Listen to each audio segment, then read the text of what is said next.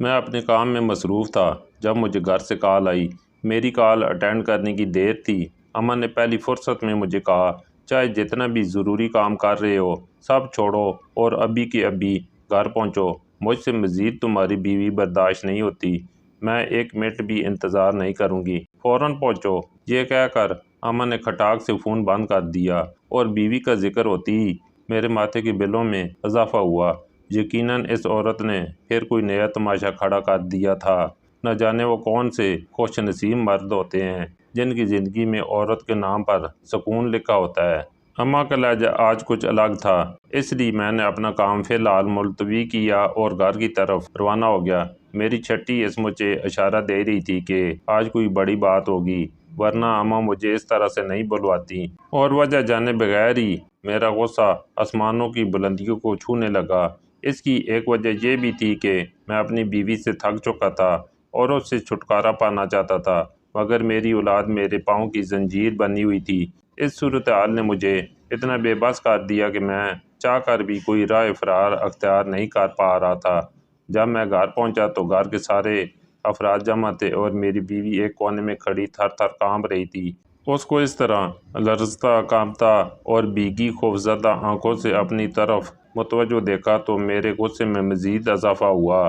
وہ اپنی حرکتوں سے باز نہیں آئی تھی اور پھر معصوم ایسے بن جاتی جیسے اس کا تو کوئی قصور ہی نہیں۔ میرے ہی گھر والے برے ہیں، حالانکہ ایسا نہیں تھا۔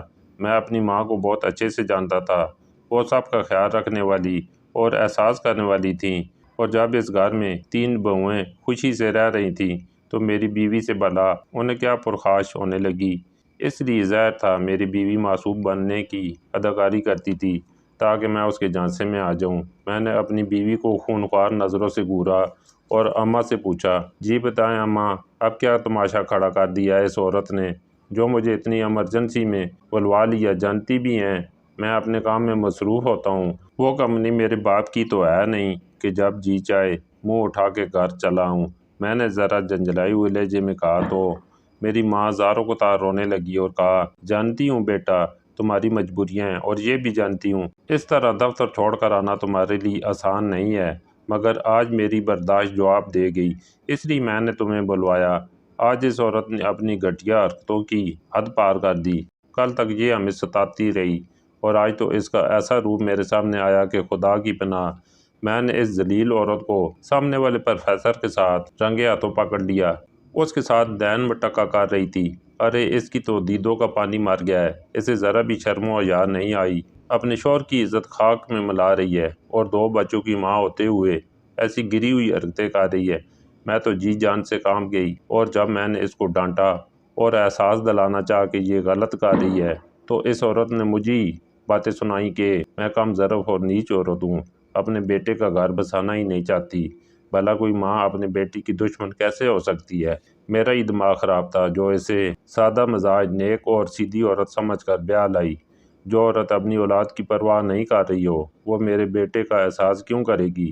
اللہ جانے کب سے یہ چکر چل رہا ہے۔ بھئی میں تو نیچ عورت ٹھہری؟ تم خود اپنی بیوی سے حساب لو اور مجھے بھی صاف صاف بتا دو کہ اس گھر میں تم نے کسے رکھنا ہے، اس عورت کو یا مجھے، کیونکہ میں اس کے ساتھ اب نہیں رہ سکتی۔ اب تو اس کی خوب زبان چلنے لگی ہے، آج اس نے مجھے باتیں سنا دیں، کل کو ہماری جان لینے سے بھی گریز نہیں کرے گی، اور جو اس کے لچھن آج دیکھے ہیں تو ویسے ہی میں ڈر گئی ہوں، میری کنواری بچیاں اس کے ساتھ نہیں رہ سکتی۔ یہ کہہ کر اماں پھوٹ پھوٹ کر رونے لگی اور اماں کی باتوں سے میرا وجود زلزلے کی زرد میں آ گیا۔ میرے دماغ میں آندھیاں چلنے لگی، میری آنکھوں میں مرچیں بھرنے لگیں۔ میں نے بے یقینی سے اپنی بیوی کی جانب دیکھا، وہ اس حد تک گر سکتی ہے میں نے نہیں سوچا تھا۔ شادی کے 5 سال میں نے اس عورت کی فضول حرکتیں برداشت کی، مگر یہ بات میری برداشت سے باہر تھی۔ میری آنکھوں میں خون اتر آیا، میں اپنے ہوش کھو بیٹھا اور اپنی بیوی کو بری طرح پیٹ ڈالا۔ وہ روتے ہوئے قسمیں کھا رہی تھی، میں نے ایسا کچھ نہیں کیا، نہ ہی اس پروفیسر کے ساتھ چکر ہے۔ ہاں اماں کو برا بھلا کہا کہ وہ میرے کردار پر کیچڑ اچھال رہی تھیں اور اس کے منہ سے یہ بات سننے کی دیر تھی۔ میری نفرت میں مزید اضافہ ہوا۔ میں نے اسے بالوں سے پکڑا اور گھسیٹتے ہوئے گھر سے باہر کھڑا کر دیا۔ وہ چیخ رہی تھی اور مجھے کہہ رہی تھی کہ مجھے میرے بچوں سے دور مت کرو، تم لوگوں نے ظلم کی انتہا کر دی، مگر اب ایک ماں سے اس کے بچے نہیں چھین سکتے، تو میں نے کہا چلی جاؤ ابھی اور اسی وقت میری نظروں سے دور ہو جاؤ، ورنہ 3 الفاظ سن لو گی۔ ابھی بھی میں تمہارا لحاظ کر رہا ہوں، تمہاری حالت کی وجہ سے تمہیں طلاق نہیں دی، ورنہ جو تم نے آج کیا اس کے بعد تو تمہارا وجود ناقابل برداشت ہے میرے لیے۔ اب اگر تم نے مجھے مجبور کیا تو میں سارا لحاظ ختم کر دوں گا۔ اسے کھری کھری سنا کر میں نے دروازہ بند کر دیا۔ میری برداشت ختم ہو رہی تھی، غصے سے میرا پورا وجود کانپ رہا تھا۔ میرا دل کر رہا تھا میں اس کی جان لے لوں، مگر وہ عاملہ تھی اور اپنے بچوں کے لیے بہت حساس تھا۔ مگر میں نے سوچ لیا تھا کہ اپنے بچی کی ولادت کے فوراً بعد میں اپنا بچہ اسے لے کر اسے طلاق دے دوں گا۔ وہ اس قابل بھی نہیں تھی کہ میں اسے واپس گھر لاتا۔ ایسی بد کردار عورت گھر میں رکھنے کا مطلب تھا کہ میں اپنے بچوں کی زندگی بھی اجیرن کر دیتا۔ اتنے عرصے سے جو فیصلہ میں نہیں کر پا رہا تھا، آج وہ فیصلہ لمحہ میں ہو گیا تھا۔ اپنے بچوں کی وجہ سے میں پریشان تو تھا، مگر کہیں نہ کہیں مجھے سکون بھی حاصل ہوا تھا، مگر جانتا نہیں تھا بہت جلد میرا یہ سکون بے سکونی میں بدلنے والا تھا۔ اسی شام کو میری بیوی کے گھر والوں نے مجھ سے رابطہ کرنے کی بہت کوشش کی، مگر میں نے ان کی کال نہیں اٹھائی۔ میں جانتا تھا وہ مجھے میری بیوی کی حالت کو بتا کر احساس دلانے کی کوشش کریں گے اور چاہیں گے کہ میں اسے واپس گھر لے آؤں، کیونکہ میری بیوی کی میکے میں بھی جگہ نہیں تھی، مگر ایسا ممکن نہیں تھا۔ میں نے اماں جان کو بھی سختی سے کہہ دیا نہ تو ان لوگوں سے ملاقات کرنے کی کوشش کریں، نہ ہی مجھ سے کوئی امید رکھنا کہ میں اب اس کو گھر لاؤں گا۔ وہ عورت میری طرف سے فارغ تھی، میں بس اپنے بچی کی پیدائش کا انتظار کر رہا تھا۔ میں اب دن رات اپنے کام میں مصروف رہتا۔ جس کام کو میں زیادہ سے زیادہ ٹائم دینا چاہتا تھا اس کا مجھے موقع مل گیا تھا۔ بچے میں نے اپنی ماں کے حوالے کیے ہوئے تھے۔ بظاہر تو سب ٹھیک تھا، مگر ایک ماہ کے بعد ہی مجھے اندازہ ہونے لگا کہ جو گھر والے میری فکر میں ہلکان رہتے تھے، اب انہی گھر والوں کو میرے کام کرتے ہوئے اور میرے بچے سنبھالتے ہوئے بہت مسئلہ ہوتا تھا۔ ظاہر ہے پرائی اولاد پالنا کہاں آسان ہوتا ہے، مگر میرے گھر والے میرے بچوں سے اتنے عاجز تھے اس بات کا مجھے اندازہ نہیں تھا۔ ایک روز جب جلدی فارغ ہو جانے پر میں گھر پہنچا تو میں نے دیکھا میرے دونوں بچے میلے کچیلے گھوم رہے تھے۔ وہ دونوں بھوکی تھے، ان کو ابھی تک ناشتہ بھی نہیں ملا تھا، حالانکہ دن کے 3 بج رہے تھے۔ میرے اچانک پہنچنے پر میری بھابیاں، ماں اور بہنیں گڑبڑا گئیں اور کام کی مصروفیت کا بہانہ بنایا۔ حالانکہ میں دیکھ سکتا تھا گھر کے باقی افراد دوپہر کا کھانا بھی کھا چکے تھے اور بھائیوں کے بچے بھی نہائے ہوئے کھیل رہے تھے، بس میرے بچوں کے لیے وقت نہیں تھا۔ اپنے بچوں کی یہ حالت دیکھ کر میرا دل کٹ کر رہ گیا تھا۔ میں نے پہلی فرصت میں اپنے بچوں کے لیے کھانا گرم کیا، انہیں کھلایا اور پھر ان کو نہلا کر صاف کپڑے پہنائے اور گھمانے کے لیے لے گیا۔ جانے کتنے دنوں کے بعد آج میں اپنے بچوں کو وقت دے رہا تھا۔ میری توجہ پا کر میرے بچے کھل اٹھے تھے۔ ان کی حالت پر میرا دل دکھ سے بھر گیا۔ چند ہی دنوں میں وہ کملا کر رہ گئے تھے۔ اپنی ماں کے ہوتے ہوئے ان کی صحت بہت پیاری ہوا کرتی تھی۔ مجھے بے اختیار اپنی بیوی کا خیال آیا تھا اور میں حیران تھا ایسا کیسے ممکن تھا۔ مجھے تو یہی بتایا گیا تھا کہ وہ اپنے بچوں کے خیال نہیں رکھتی اور بچے سارا دن بھوکے پیاسے رہتے ہیں۔ میری ماں اور بہنیں ہی بچوں کے خیال رکھتی تھیں۔ پھر بچوں کے خیال رکھنے والی تو اب بھی گھر میں موجود تھیں، مگر میری بچوں کی حالت خراب ہو رہی تھی۔ مجھے بے اختیار اپنی بیوی کا خیال آیا، مگر دوسری لمحے میں نے اپنا سر جھٹک دیا۔ مجھے اس عورت سے نفرت تھی۔ وہ اس قابل بھی نہیں تھی کہ میں اس کے بارے میں سوچتا۔ ہو سکتا ہے واقعہ آج میری ماں بہنیں کسی کام میں مصروف ہوں۔ میں نے اپنے دل کو جھوٹی تسلی دینا چاہی، حالانکہ میرا دماغ یہ بات ماننے کو تیار ہی نہیں تھا۔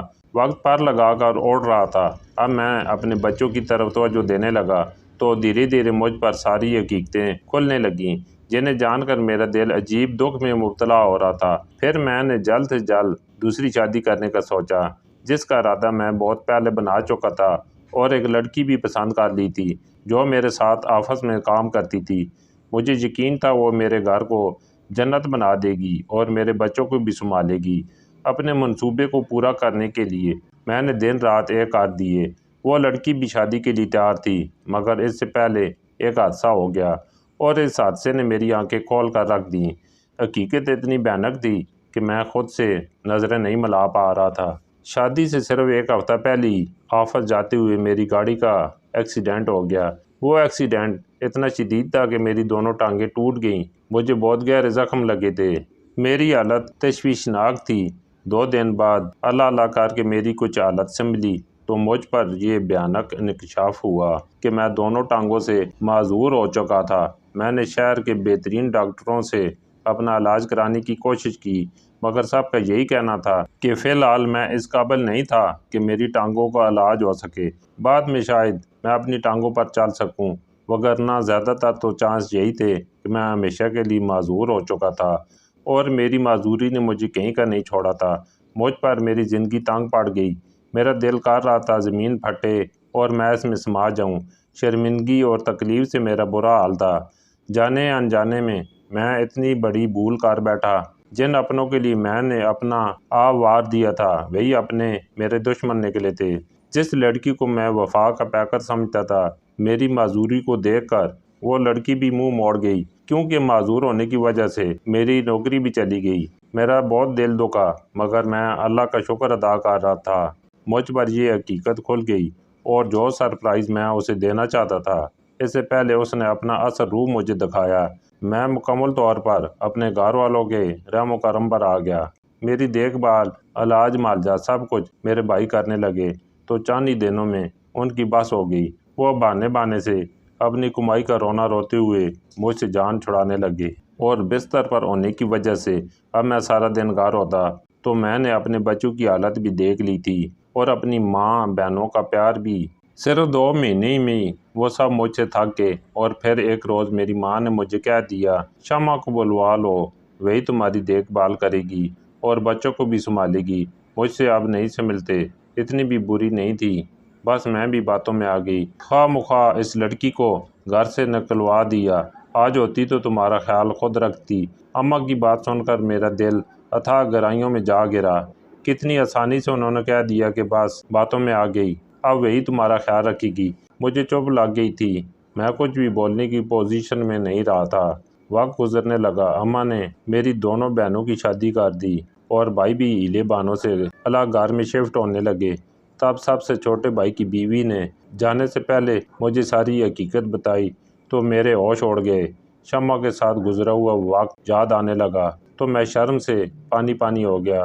شمع خوبصورت تھی، مگر اس کی سادگی، کم تعلیم اور خاموش رہنے کی وجہ سے وہ میرے دل میں جگہ نہیں بنا پائی۔ اماں جو اسے شوق سے بیاہ لائی تھیں، شادی کے چند دن بعد ہی اس کی برائیاں کرنے لگیں، اور جو میں پہلے جیسے تیسے اسے برداشت کر رہا تھا، اماں کی باتوں میں آ گیا اور اپنی بیوی پر ظلم کے پہاڑ توڑ دیے۔ جب بھی اماں شکایت لگاتی، میں شمع سے بات کی تصدیق نہیں کرتا، بلکہ اس کو بہت ساری باتیں سناتا، اور اکثر اوقات تو اس پر ہاتھ بھی اٹھاتا۔ پھر دھیرے دھیرے شکایتیں بڑھنے لگی، اور اماں کے ساتھ میرے باقی گھر والوں نے بھی اس کے عیب گنوانے شروع کر دیے۔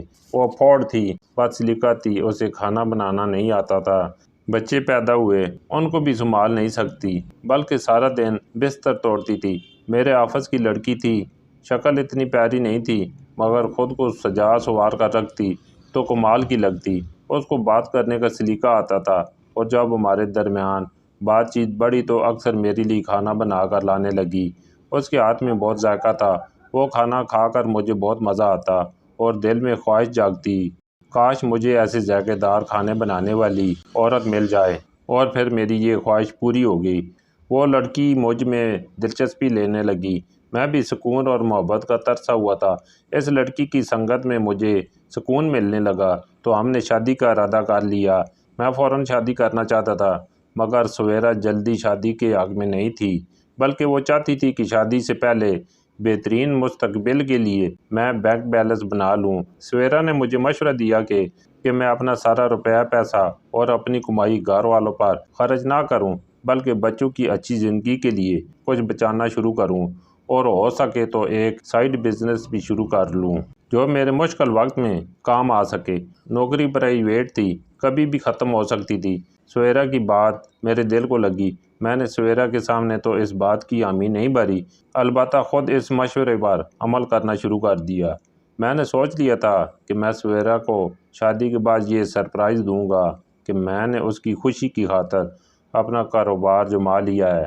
گھر میں تو میرا مزاج ہر وقت بگڑا رہتا، شمع کو دیکھتی میرا موڈ بری طرح خراب ہو جاتا۔ البتہ بچوں سے مجھے بہت پیار تھا، مجھے اپنی اولاد بہت پیاری تھی، ان کو میں نے بہت پیار سے رکھا ہوا تھا۔ یہی وجہ تھی سویرا کا مشورہ مجھے بہت پسند آیا۔ وہ ٹھیک ہی تو کہتی تھی، اپنے پھول جیسے بچوں کو بہترین زندگی دینا میرا فرض تھا، اور ایسے میں شمع کے حقوق اور اس کے فرائض کی ادائیگی بالکل بھول گیا۔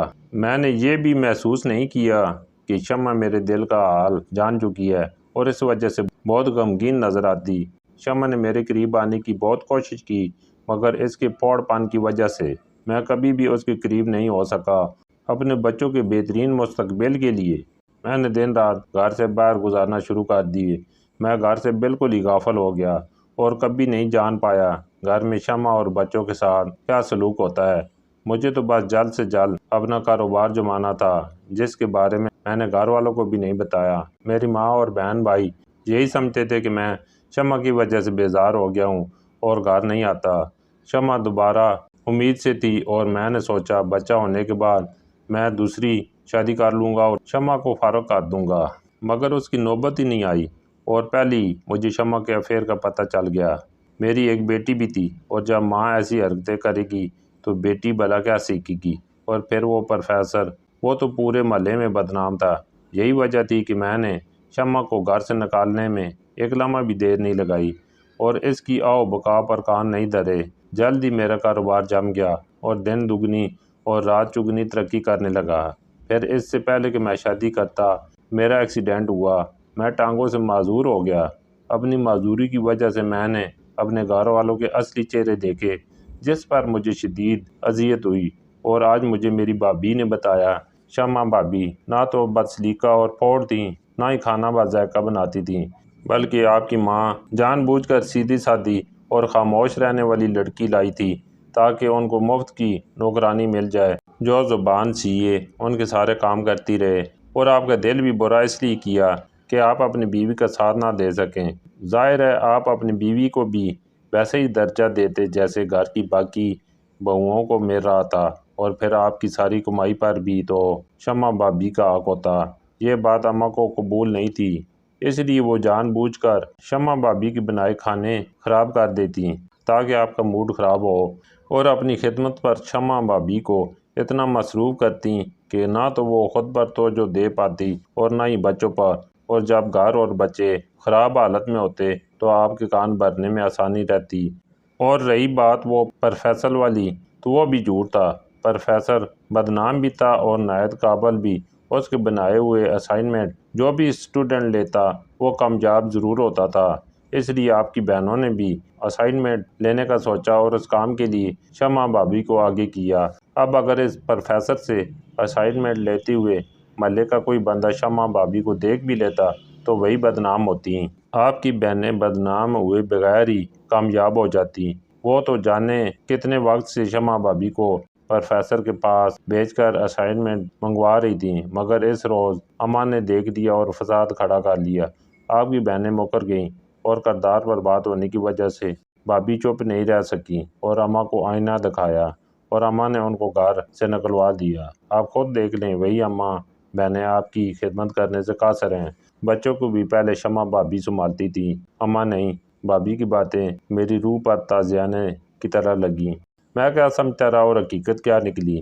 آج مجھے شمع کی بھیگی آنکھیں یاد آ رہی تھی۔ آج اس کا راتوں میں سسکنا یاد آیا۔ آج یاد آیا کہ وہ کیسے میرے آگے پیچھے گھومتی تھی، میرے سارے کام اپنے ہاتھوں سے کرتی۔ شمع کے ہوتے ہوئے کبھی بھی مجھے آفس جانے میں دیر نہیں ہوئی، ہمیشہ وقت پر میرا سارا سامان تیار ملتا، مگر میں نے تو کبھی شمع سے محبت کے دو بول بھی نہیں بولے۔ شادی کے بعد شاید میرا اس سے دل لگ جاتا جو اگر اماں اس کے خلاف مجھے بدظن نہ کرتی، مگر سچائی یہی تھی۔ میری ماں کو اپنی بیٹی کی کمائی اور ایک عدد ملازمہ چاہیے تھی۔ آج میری نوکری ختم ہوئی تو اماں کو بھی میرے ساتھ رہنے میں مسئلہ ہونے لگا۔ بہنوں کی بھی شادی کر دی کہ کہیں ان کے لیے رکھا پیسہ میری ذات پر خرچ نہ ہو جائے۔ اب جب میری آنکھوں سے پردہ ہٹا تھا تو اماں کی ساری سازشیں سمجھ آنے لگیں۔ میں نے کبھی سوچا بھی نہیں تھا میری ماں میرے ساتھ اتنا ظلم کرے گی۔ میں نے اپنی ماں اور اپنے بہن بھائیوں کی خاطر اپنی زندگی خراب کر لی، اور بدلے میں مجھے یہ صلہ ملا کہ ان سب نے مل کر میرا گھر خراب کر دیا، اور میں جو سمجھتا تھا کہ وہ سب مجھ سے محبت کرتے ہیں اور میری عزت کرتے ہیں، آج پتہ چلا تھا میرے پیسوں سے میری عزت تھی۔ اپنے کاروبار کو خفیہ رکھنے کا فائدہ ہوا تھا کہ مجھ پر سب کی حقیقتیں کھل گئیں۔ پھر میں نے اماں کو کہہ دیا اگر آپ چھوٹے راشد کے ساتھ رہنا چاہتی ہیں تو چلی جائیں، میں شمع کو گھر لے آؤں گا۔ میں نے بمشکل اپنے غم اور غصہ کو دبا کر اماں سے بات کی۔ جو بھی تھا وہ میری ماں تھی اور ان کا احترام مجھ پر واجب تھا۔ میرے کہنے کی دیر تھی، اماں نے فوراً بوریہ بستر سمیٹا اور بائک کی گھر روانہ ہو گئی۔ اس کے بعد میں نے شمع کے بھائیوں سے رابطہ کیا اور ان سے گزارش کی وہ شمع کو گھر لے آئیں۔ بچے اس کے بغیر بہت پریشان اور اداس ہیں۔ میرے فون کرنے کی دیر تھی، اسی روز شمع کے بھائیوں نے اسے میرے گھر پہنچا دیا اور ایک بار پھر بے زبان شمع میرے سامنے موجود تھی۔ اس کی آنکھوں میں ویرانیاں اتری ہوئی تھیں۔ اس نے مجھ سے کوئی گلہ نہیں کیا۔ اپنے بچوں کو پا کر وہ پھوٹ پھوٹ کر روئی۔ اس کے بعد اس نے اپنے آنسو پوچھ لیے اور چپ چاپ گھر کے کاموں میں لگ گئی۔ میرے بنا کہے اس نے میری خدمت بھی شروع کر دی۔ شمع کو اس حال میں دیکھ کر میں کٹ کر رہ گیا تھا۔ میں نے اس پر بہت ظلم کیا، بے تحاشا ظلم کیا، مگر اس نے اف تک نہیں کی۔ میں نے شمع سے معافی مانگی اور اس سے کہا کہ میں اس کو بہت خوش رکھوں گا، مگر شمع کی چپ نہیں ٹوٹی۔ میرے کام کر کے وہ دوسرے کمرے میں چلی جاتی۔